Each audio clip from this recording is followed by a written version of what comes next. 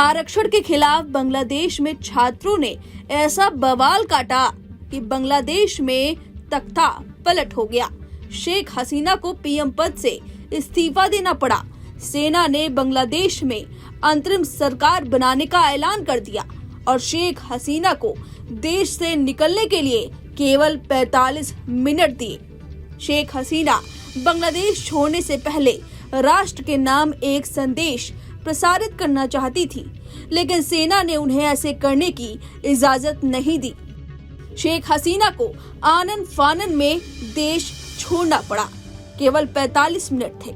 भारत में आने की खबर शेख हसीना की जब भारत की खुफिया एजेंसी को मिली तो हर किसी के हाथ पैर फूल गए, लेकिन भारत के सुरक्षा सलाहकार अजीत डोभाल ने उतने ही देर में बड़ी प्लानिंग कर ली थी। इस प्लानिंग ने पाकिस्तान की नींद तोड़ दी। पाकिस्तान अजीत डोभाल के करिश्मे से बौखला गया है। ऐसा बौखलाया कि जहर उगलने लगा। पाकिस्तान ने क्या किया बताएं। उससे पहले अजीत डोभाल की प्लानिंग के बारे में संक्षिप्त में जान लीजिए।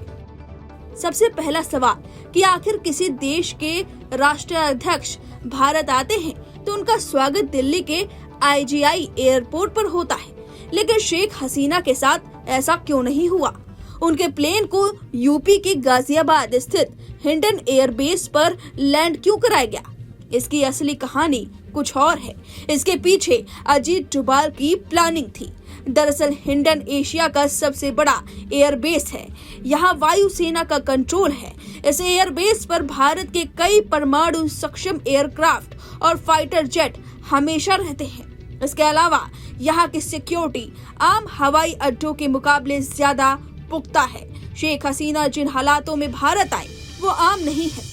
यही वजह है कि दिल्ली के व्यस्त IGI एयरपोर्ट की जगह शेख हसीना के विमान को यूपी के हिंडन में लैंड कराया गया। साथ ही भारतीय रडार उस वक्त एक्टिव थे और उन्होंने शेख हसीना के विमान पर कड़ी नजर रखी थी, क्योंकि यह भारतीय सीमा में प्रवेश कर गया था और कोलकाता एयर स्पेस में उड़ान भरा।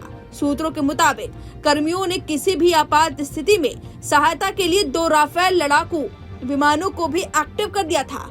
अजीत डोभाल हर संभव परिणामों के लिए तैयार थे कि अगर हमला होता है तो भारत भी जवाबी कार्रवाई कर सके।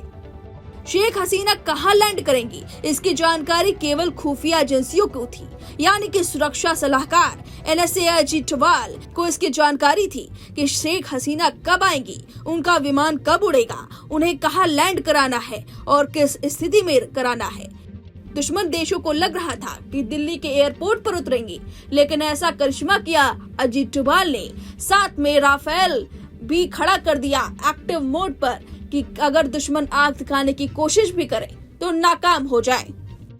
आपको बता दें कि शेख हसीना का विमान 5:45 पर हिंडन एयर बेस पर सुरक्षित रूप से उतर गया और वहीं बांग्लादेशी प्रधानमंत्री NSA डोभाल से मुलाकात की। चर्चा के दौरान उन्होंने बांग्लादेश की मौजूदा स्थिति के साथ साथ आने वाले वक्त में उठाए जाने वाले कदमों पर भी चर्चा की और इसी पर पाकिस्तान के पूर्व मंत्री फवाद चौधरी ने अजीत डोभाल और शेख हसीना की मुलाकात पर ऐतराज जताया है।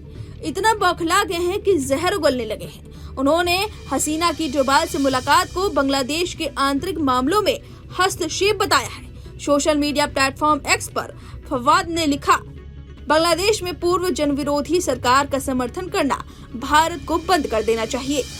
तो इस तरह से पाकिस्तान बौखला गया है। उसे नहीं देखा गया कि भारत और बांग्लादेश के जो रिश्ते हैं वो कितने मजबूत हैं। शेख हसीना भारत को अपना दोस्त मानती हैं। इस वजह से शरण लेने वो अपनी जान बचाकर बांग्लादेश से भारत आई। किस तरह से अजीत डोभाल ने एक चक्रव्यूह रचा जिसमें दुश्मन देश फंस कर रह गए।